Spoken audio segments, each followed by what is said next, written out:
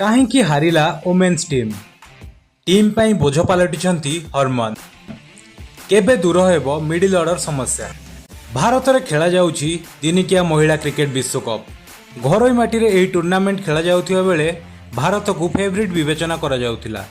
ତେବେ ଭାରତୀୟ ଦଳ ଏହାର ଖରାପ ପ୍ରଦର୍ଶନ କାରଣରୁ ସମସ୍ତ ପ୍ରଶଂସକଙ୍କୁ ନିରାଶ କରିଛି। ଭାରତୀୟ ମହିଳା ଦଳ ଲଗାତାର 2ଟି ମ୍ୟାଚ୍ରେ ହାରିଯାଇଥିଲା। ଦକ୍ଷିଣ ଆଫ୍ରିକା ଓ ଅଷ୍ଟ୍ରେଲିଆ ନିକଟରୁ ଦଳ 3 ୱିକେଟରେ ପରାଜୟ ବରଣ କରିଥିଲା। ତେବେ ପରାଜୟର କ'ଣ ରହିଛି କାରଣ? ଆସନ୍ତୁ ଆଜି ଏହା ଉପରେ ଏକ ଆଲୋଚନା କରିବା।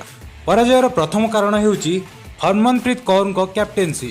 ଭାରତୀୟ ଦଳର ଅଧିନାୟିକା ହରମନପ୍ରୀତ କୌର ଅନ୍ୟତମ ସିଜନ୍ କ୍ୟାମ୍ପେନର ରହିଥିଲେ ମଧ୍ୟ ତାଙ୍କର କ୍ୟାପ୍ଟେନ୍ସି ଅତ୍ୟନ୍ତ ସାଧାରଣ ରହିଛି। କୌଣସି କ୍ଲବ ଟିମ୍ର କ୍ୟାପ୍ଟେନ୍ସି ଠାରୁ ମଧ୍ୟ ଖରାପ କ୍ୟାପ୍ଟେନ୍ସି କରିଛନ୍ତି ହରମନ। ବୋଲିଂ ପରିବର୍ତ୍ତନ ହେଉ କି ପଡ଼ିଆ ମଧ୍ୟରେ ଆଟିଚ୍ୟୁଡ୍, ସବୁଥିରେ ସେ ପଛୁଆ ରହିଛନ୍ତି। ସେହିପରି ଅଧିନାୟିକା ଅପେକ୍ଷା ବ୍ୟାଟର ଭାବେ ହରମନ ତାଙ୍କର ଫ୍ଲପ୍ ଶୋ ଜରିଆରେ ଦଳ ପାଇଁ ବୋଝ ଉପରେ ନଳିତା ବିଡ଼ା ପାଲଟିଛନ୍ତି। ସେହିପରି ପରାଜୟର ଆଉ ଏକ କାରଣ ହେଉଛି ଟପ୍ ଅର୍ଡର ବିଫଳତା। ଭାରତୀୟ ଟପ୍ ଅର୍ଡର ବ୍ୟାଟର ଏଯାଏଁ ଦକ୍ଷତା ମୁତାବକ ପ୍ରଦର୍ଶନ କରିପାରିନାହାନ୍ତି। ପ୍ରତିକା ରାୱଲ ଓ ହରଲିନ ଦେଓଲ ନିୟମିତ ସ୍କୋର କରିଛନ୍ତି, ତେବେ ମିଳୁଥିବା ଭଲ ଆରମ୍ଭକୁ ବଡ଼ ସ୍କୋରରେ ଉଭୟ ରୂପାନ୍ତର କରିପାରୁନାହାନ୍ତି। ସମାନ ଭାବରେ ସ୍ମୃତି ମନ୍ଧାନା ମଧ୍ୟ ଲୟରେ ନାହାନ୍ତି। ତେଣୁ ଭାରତୀୟ ବ୍ୟାଟିଂ ବିଫଳତା ସାମ୍ନାକୁ ଆସୁଛି। ଟିମ୍ ଇଣ୍ଡିଆ ବିଫଳତାର ଆଉ ଏକ କାରଣ ହେଉଛି ମଧ୍ୟକ୍ରମରେ ରହିଥିବା ଅଭିଜ୍ଞତାର ଅଭାବ। ଦିନିକିଆ କ୍ରିକେଟରେ ମିଡିଲ ଅର୍ଡର ବ୍ୟାଟର ସବୁଠାରୁ ଉପଯୋଗୀ ସାବ୍ୟସ୍ତ ହୋଇଥାନ୍ତି। ତେବେ ଚଳିତ ଟୁର୍ଣ୍ଣାମେଣ୍ଟରେ ଭାରତୀୟ ଦଳର ମଧ୍ୟକ୍ରମ ବ୍ୟାଟିଂ ଏପର୍ଯ୍ୟନ୍ତ କ୍ଲିକ୍ କରିନାହିଁ।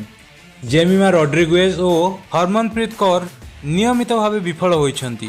ୱିକେଟ୍ କିପର ବ୍ୟାଟର ରିଚା ଘୋଷଙ୍କ ବ୍ୟାଟ୍ରୁ ଅଳ୍ପ କିଛି ମ୍ୟାଚ୍ରେ ରନ୍ ଆସିଥିଲେ ମଧ୍ୟ ନିରନ୍ତରତାର ଅଭାବ ପରିଲକ୍ଷିତ ହୋଇଛି।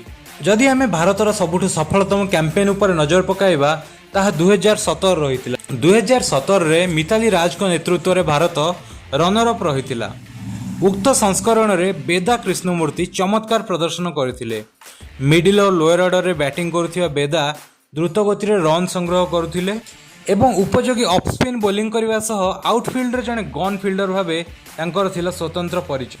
ବେଦା ପ୍ରତି ମ୍ୟାଚ୍ରେ ଅର୍ଦ୍ଧଶତକ ବା ଶତକ ହାସଲ କରୁନଥିଲେ ମଧ୍ୟ ସେ 10 ବଲ୍ରେ 20 ବା 8 ବଲ୍ରେ 15 ଏପରି ଯେଉଁ ଇମ୍ପାକ୍ଟଫୁଲ୍ ଇନିଂସ୍ ଖେଳୁଥିଲେ ତାହାର ଭାରତୀୟ ଦଳର ସଫଳତାରେ ବହୁତ ବଡ଼ ଭୂମିକା ରହିଥିଲା। ଆଜିର ସମୟରେ ବେଦା କ୍ରିଷ୍ଣମୂର୍ତ୍ତିଙ୍କ ଭଳି ବ୍ୟାଟ୍ସମ୍ୟାନଙ୍କ ଅଭାବ ଭାରତୀୟ ଦଳ ବେଶ୍ ଅନୁଭବ କରୁଛି।